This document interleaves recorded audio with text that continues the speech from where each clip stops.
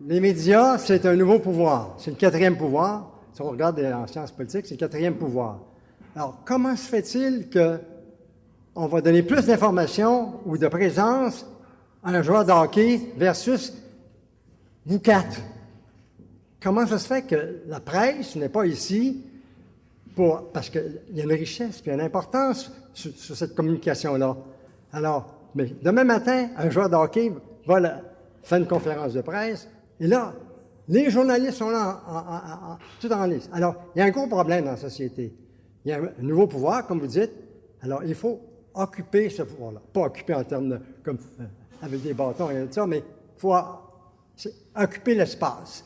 Si on n'intervient pas, ils vont continuer leur rôle. Donc, c'est une espèce de message et d'action que je recommande. Vous êtes content, mon cher Jean, d'après ce que je peux voir. Oui. On avait une autre main ici, madame, enseignante au primaire. Oui, oui, je ne suis pas enseignante, je représente plutôt les professionnels en éducation, puis je veux me joindre à vous, messieurs, parce qu'on a dit qu'on voulait parler de remède, Monsieur Brodeur.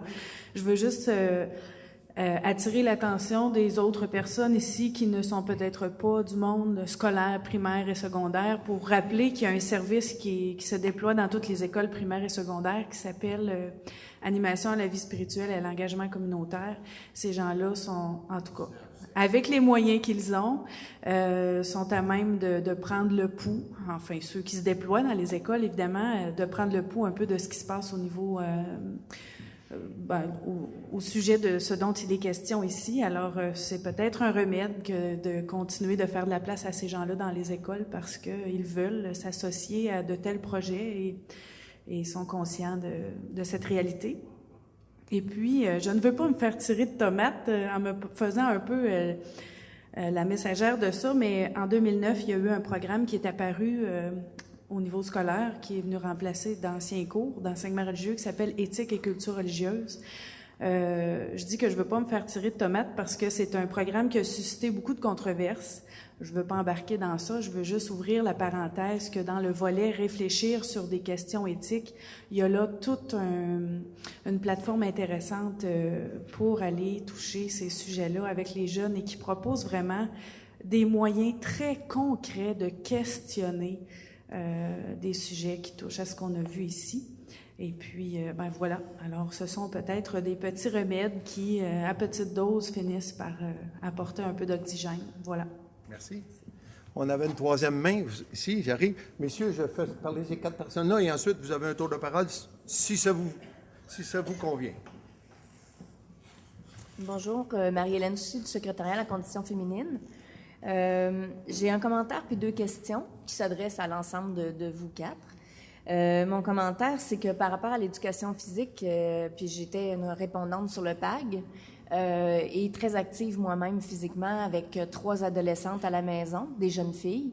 Je tiens à dire que l'augmentation de l'activité physique chez les jeunes, chez les enfants, ça passe nécessairement par une conciliation travail-famille qui va être mieux articulée au sein des familles du Québec, surtout avec l'éclatement des familles qu'on connaît aujourd'hui, surtout avec les femmes qui sont sur le marché du travail. Alors, c'est un commentaire, en même temps, je pense que je vais le vire en question. Je ne sais pas si le milieu scolaire a des solutions ou des réflexions de fait à cet égard-là. Mes 2 autres questions, c'est comment je pense que les parents sous-estiment l'effet des médias sur leurs enfants.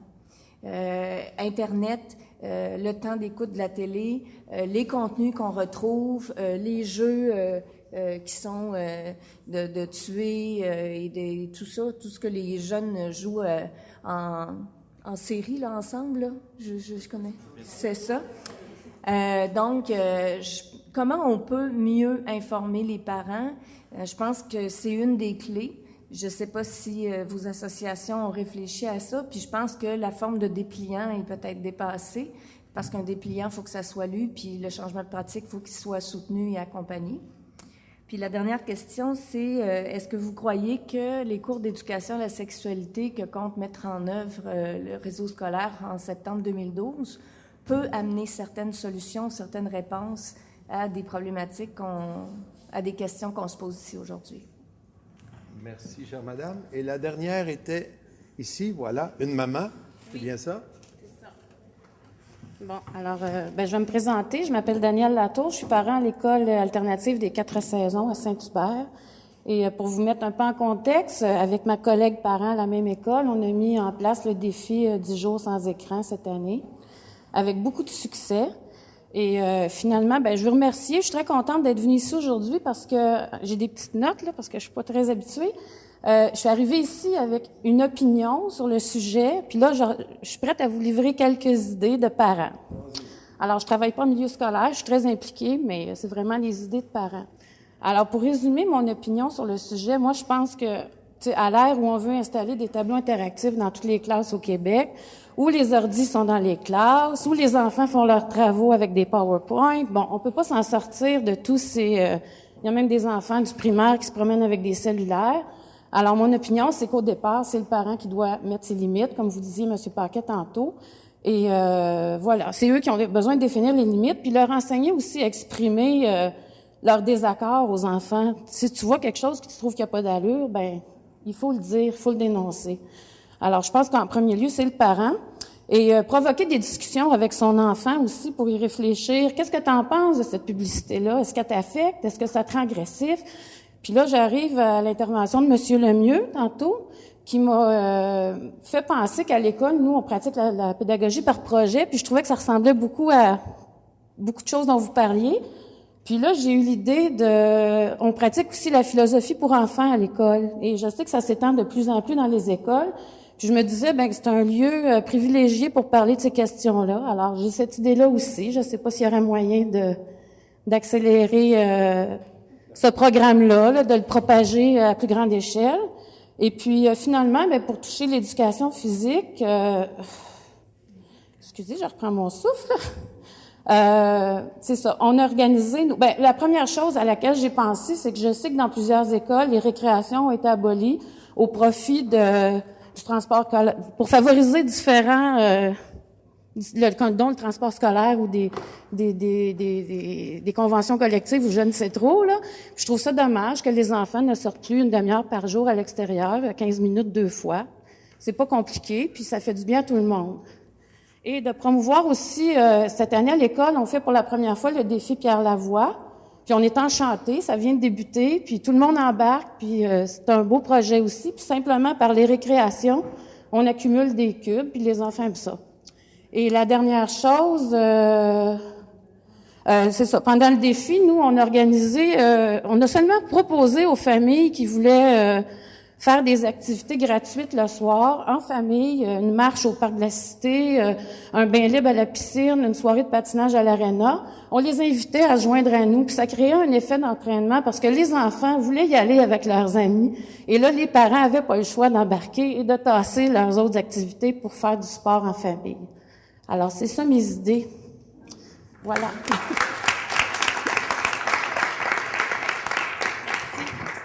Imaginez-vous que la personne qui devait parler avant vous 4 messieurs, c'est une dame qui est pédiatre et qui travaillait et qui travaille encore comme pédiatre à Sainte-Justine. Elle a entendu un petit bout des présentations, des échanges. Elle ne reprendra pas sa présentation complète, mais elle voudrait mettre son grain de sel dans la discussion. Alors, on l'écoute. Docteur Véronique Anne Pelletier. Écoutez, je suis vraiment désolée, là. Je pensais que c'était à 3h30. Donc, je me trouvais en avance, mais je ne suis pas vraiment. Et je suis très contente d'abord, je suis contente de voir les professeurs, en fait, les représentants du milieu de l'enseignement ici, parce qu'en fait, comme pédiatre, je pense qu'on n'y arrivera pas dans notre bureau. Puis, premièrement, la majorité des enfants n'ont même pas accès à un pédiatre. C'est pas pour défendre la pédiatrie, mais il faut défendre les soins spécifiques aux enfants qui, maintenant, en première ligne, ça va être surtout des médecins de famille. Et il y a aussi les infirmières dans les CLSC, etc.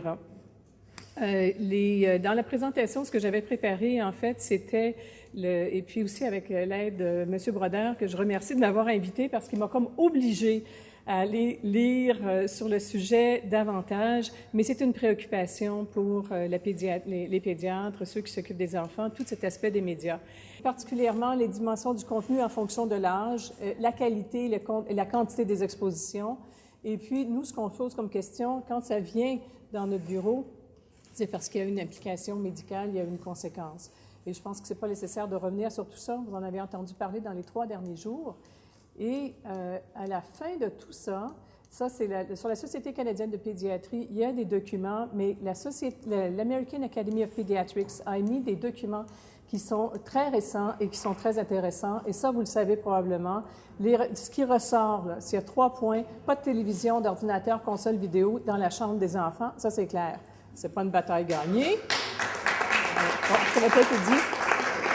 Et je pense que, et j'aime beaucoup ce que vous avez dit tantôt, c'est que les parents, il ne faut pas être en guerre contre nos enfants, mais le problème, c'est que souvent, on se penche tout seul dans notre maison à essayer de dire « Ben oui, mais maman, c'est parce que tous mes amis le font. » Et puis là, vous êtes pris tout seul contre ça, mais finalement, quand vous avez l'occasion d'aller, comme vous disiez tantôt, des activités sportives et autres, qui sont des belles occasions de socialiser, parce que maintenant, tous les parents presque travaillent, alors on est tous séparés dans notre truc, et là, on se retrouve. Le réseau social revient autour des activités des enfants, et là, on s'aperçoit que, ben oui, toi aussi, puis moi aussi, on est tous pareils. Alors, il faut qu'on tienne...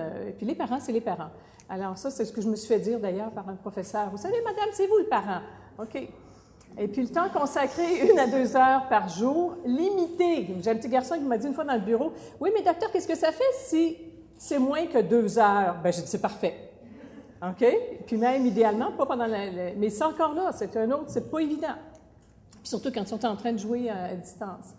Puis l'endroit central préconisé, ça ressort dans les documents, ça ressort dans différents documents de l'association, l'American Academy of Pediatrics, Société canadienne de pédiatrie, pour être capable d'avoir une supervision.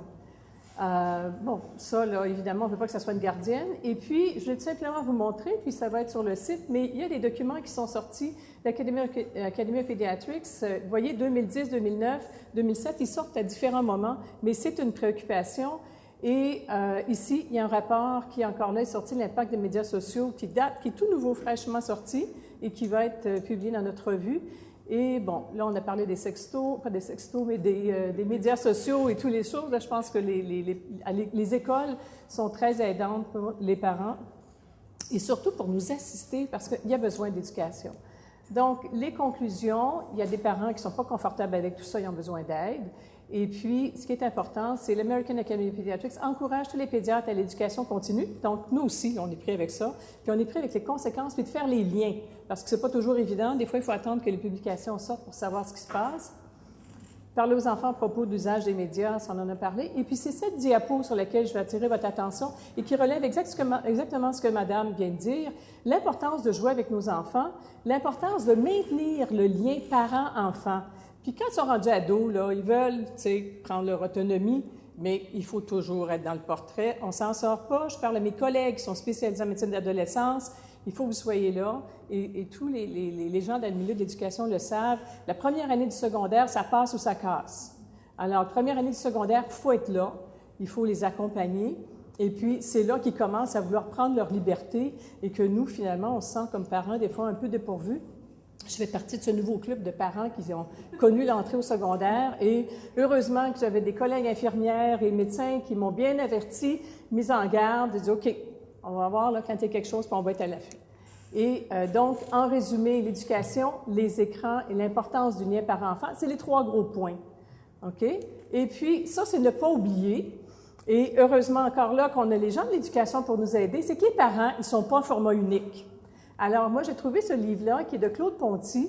Je le lis s'il y en a qui veulent le feuilleter. Alors, il y a les aventuriers, les absents. Les absents, c'est problématique.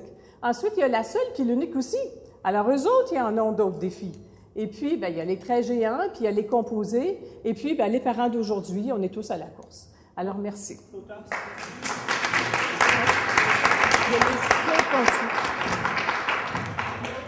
Je me sens privilégiée, comme tout le monde ici, vraiment d'avoir eu cette brochette d'invités pendant les 3 derniers jours, et particulièrement votre belle équipe de Table Ronde.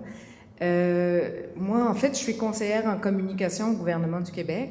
Je suis pas dans le bon ministère, comme je dis, parce que finalement, je m'intéresse énormément à ces questions-là. Et c'est toute de la communication, hein, qu'est-ce qu'on offre comme contenu et à quelle clientèle. Et ce qu'on en fait. Mais j'aimerais vous suggérer, outre l'importance, on le dit et on le redit, de donner des cours d'éducation aux médias aux jeunes et aux très jeunes, et j'étais contente que vous le mentionniez particulièrement. Je pense que ce serait très important aussi de donner des cours de communication. même au primaire, de commencer très tôt, parce que les jeunes pensent qu'ils communiquent parce qu'ils parlent partout, sans savoir ce qu'ils disent à un moment donné, en disant n'importe quoi à n'importe qui, n'importe comment, et surtout en se cachant derrière un écran. Et on apprend, les jeunes ont de plus en plus de difficultés à communiquer juste entre eux, mais juste entre jeunes et aussi avec leurs parents, et c'est tous des problèmes de communication, notamment chez les garçons, donc, et chez les hommes, bien sûr. Donc c'est ça, je voulais simplement vous le suggérer. Merci. Juste un petit commentaire. Je pense que je vais laisser à peut-être M. Parent sur la question des cours de sexualité parce que je n'ai pas été impliqué là-dedans. Mais au-delà de la couleur politique, souvenez-vous, il y a peut-être moins d'1 an, lorsque le premier ministre a dit qu'il voulait remettre aux parents la responsabilité de l'éducation. Comment les journalistes se sont fait plaisir à rire de lui, parce qu'il n'y arriverait jamais. Alors, ça vous démontre tout le cynisme des médias et comment c'est pas évident à rattraper comme parents et comme organisme qui donnent des services. Alors, moi, je veux juste terminer en faisant du pouce un peu sur ce qui a été dit tout à l'heure avec Madame, concernant l'éducation physique, bien entendu. Vous comprendrez que je suis tombé dans la marmite quand j'étais jeune. Il y a des moyens pour faire bouger les jeunes, que ce soit à la maison, à l'école, au service de garde après les heures de classe, la fin de semaine dans des clubs sportifs, des organismes communautaires. Ce qu'il faut comprendre aussi, c'est que même, tout à l'heure, on parlait de l'argument de il n'y a plus de gymnase, puis en aucun temps, nous, les profs d'éduc, on demande qu'il y ait de la construction de gymnase. Il y a d'autres moyens, il y a une cour d'école. Moi, je passe à peu près 4 mois par année à l'extérieur, puis j'ai des collègues qui font ça. Alors, il faut arrêter de se limiter à ce qu'on connaît, puis il faut élargir nos connaissances, nos horizons. Ça se pratique partout. Il y a des activités qui se pratiquent qui coûtent nada, rien, puis qui font plaisir. Et moi, l'année passée, je sais pertinemment, parce que une de mes forces, c'est de travailler beaucoup avec les parents. J'ai été impliqué au niveau du Grand Défi Pierre Lavoie. La première année, j'étais chef de mission, j'ai accompagné une école, on a travaillé avec les parents, on refusait des parents. Les parents manquaient de temps pour faire de l'activité avec leurs enfants. L'année passée, mon école a gagné, on a accompagné, on a fait monter 400 élèves à l'école. J'ai refusé, j'avais besoin de 60 parents accompagnateurs, j'en ai refusé 70. Alors, le monde sont sensibilisés à ça. Oui, il faut les informer de plus en plus, mais quand on les informe, ils embarquent avec nous. Et je dirais, je suis certain que toute cette publicité-là, oui, on ne pourra jamais se battre contre ça parce que c'est extrêmement puissant, mais si on commence très tôt à les éduquer, à bouger comme il faut, ils vont développer leur jugement critique, puis ils vont être capables de faire la part des choses entre qu'est-ce qui est bon, qu'est-ce qui n'est pas bon, et à faire les bons choix. À dire, regarde, je vais sortir, je vais aller faire du vélo, plutôt que de dire, je vais écouter le 2e épisode des Simpsons. Alors, c'est ce que je voulais dire.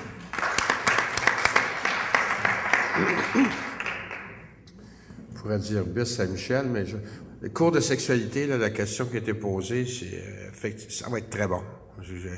Dans les notes, des ressources, ce que j'avais, si j'avais été en détail, j'aurais dit que ça fait partie dans le développement du rapport égalitaire homme-femme. Là, c'est un bon instrument. Donc ça, c'est une réponse directe à la question. 3 éléments. D'abord, surenchérir sur l'apport des animatrices, des animateurs à vie spirituelle et communautaire, les AFSEC, comme on les appelle chez nous. C'est un complément des profs d'édu. C'est des gens qui sont, pour la plupart, pour pas dire presque tous, et toutes impliqués, sont des relais extraordinaires au niveau du primaire et du secondaire en termes de contribution à des projets que je qualifierais à caractère social, puis au développement, je veux dire, de la citoyenneté. Fait que c'est un clin d'œil en passant.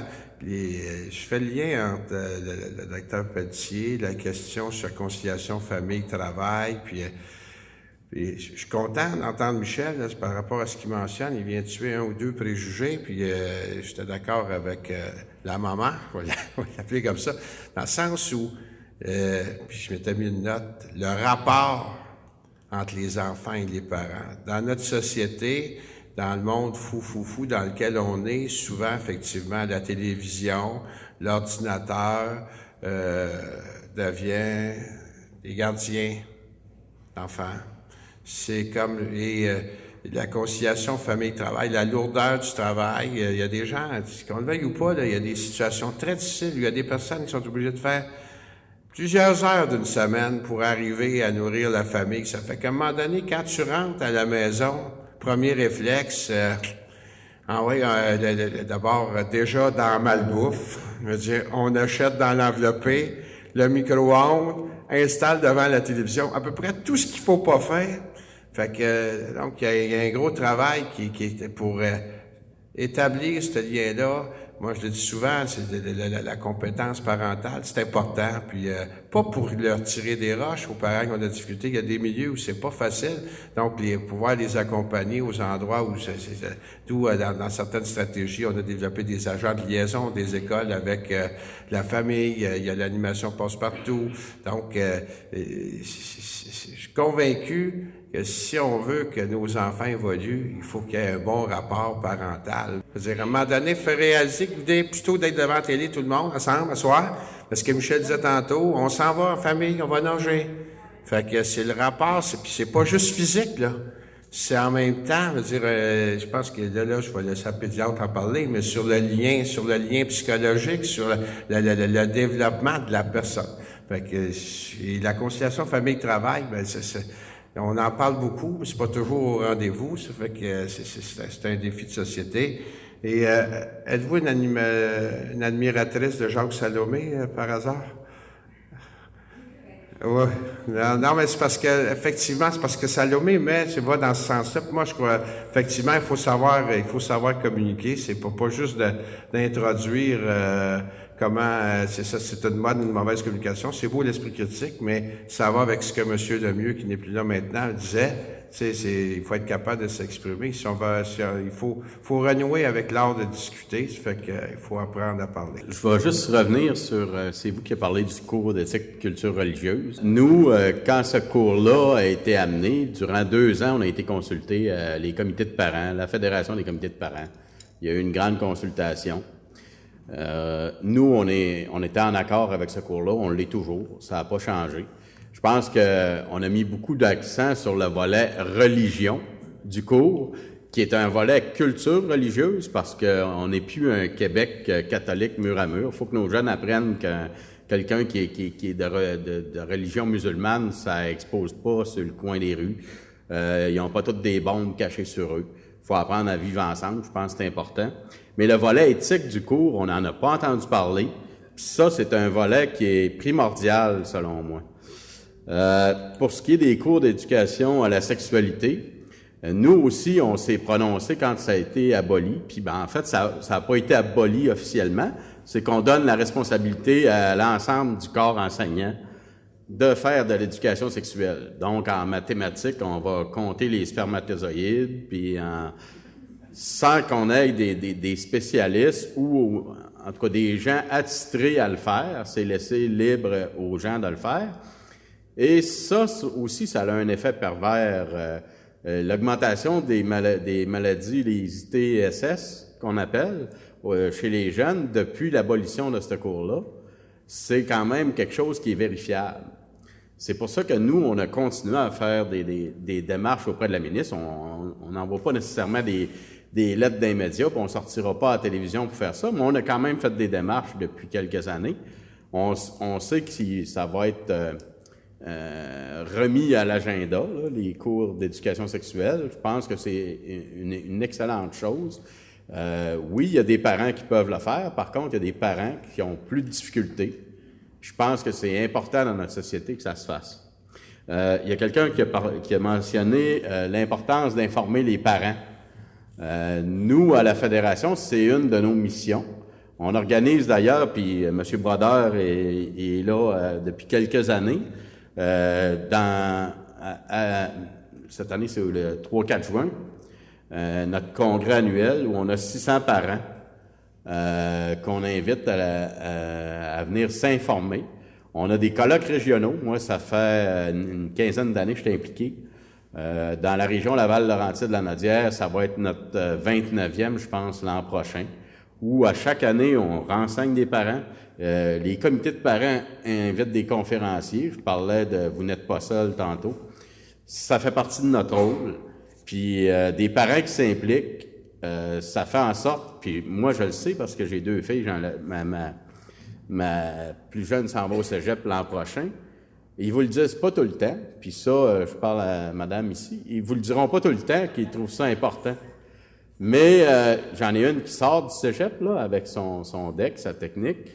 Elle a 20 ans, puis elle a tout le temps trouvé que chez nous, l'éducation, c'était important. Pourquoi? Parce que, bon, mon épouse, qui, elle, est le parent parfait, parce que moi, je suis jamais à la maison. Moi, je la connais, la maman parfaite. Je l'ai à la maison. Mais elle, elle s'impliquait à la bibliothèque au primaire. Moi, je me suis toujours impliqué depuis que la première rentrée à la maternelle. J'ai commencé comme Père Noël à l'école. Ce qui était important, c'est ce qu'elle a tout le temps trouvé que l'éducation, c'était important dans notre famille, puis c'était la priorité. Puis c'est malheureux que les gens s'impliquent pas plus que ça, parce qu'on a des pouvoirs en tant que parents. On s'en rend pas compte.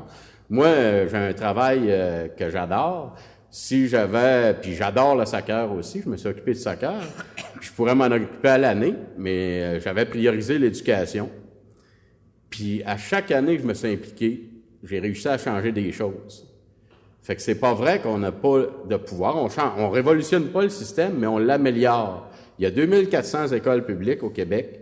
S'il y a une petite chose qui change dans chaque école à chaque année, ben on améliore le système. C'est pas nécessaire de déconstruire le système, de le débâtir, comme certains médias semblent vouloir le faire. C'est de l'améliorer. On a un des systèmes d'éducation les plus performants au monde. Les statistiques le prouvent. En mathématiques, on est 5e. C'est pas vrai que nos jeunes, c'est des crétins. En littératie, en lecture, on est dans les 5 ou 6e. C'est pas vrai que nos jeunes, c'est des crétins. Puis il faut arrêter de le dire. Puis quand on dévalorise notre système d'éducation publique dans les médias, ce que ça passe dans la tête de nos jeunes, c'est que ça donne rien d'aller là. Parce que c'est bon rien, c'est pourri l'école. OK? Quand on parle de décrochage, mon petit laïus sur la valorisation de l'éducation, quand on parle de décrochage au Québec, on dirait que on est les pires au monde. Oui, on a un taux de décrochage qui est inacceptable, puis moi, ça fait 15 ans que je m'implique pour changer ça. Mais on n'est pas les pires au monde, loin de là. On raccroche des étudiants. Quand je suis venu au monde, en 1959, il y avait 10% des gens qui rentraient au secondaire. Maintenant, à 20 ans, on a 70% ou 72% des jeunes qui obtiennent un diplôme d'études professionnelles ou de secondaire. Donc, ils sortent. En 50 ans, là, c'est un bond de géant, ça. C'est sûr. Il y en a 99 qui rentrent au secondaire. Oui, puis il y en a 99 qui rentrent au secondaire. Et ce qu'il ne faut pas oublier non plus, c'est qu'à 25 ans, on a 88% de la population du Québec qui a un diplôme d'études secondaires ou un diplôme d'études professionnelles, une qualification professionnelle. Donc, c'est pas vrai qu'on est le pire peuple au monde. C'est pas vrai que nos jeunes sont les pires enfants du monde. Puis il faut arrêter de le dire. Malheureusement, mais ça fallait faire de certains médias, de certains personnages qui veulent prendre une option politique, de dire qu'il faut tout chambouler puis il faut tout détruire pour rebâtir à neuf. Je pense que quand on est les 5, 6e au monde, évidemment, on n'est pas les premiers, mais le risque en débâtissant tout, c'est aussi de redescendre. OK? C'est plus facile de descendre que de monter. Mais si chacun s'implique puis change une petite affaire dans son école à chaque année, c'est là qu'on atteint des 50% d'amélioration en 50 ans. Merci.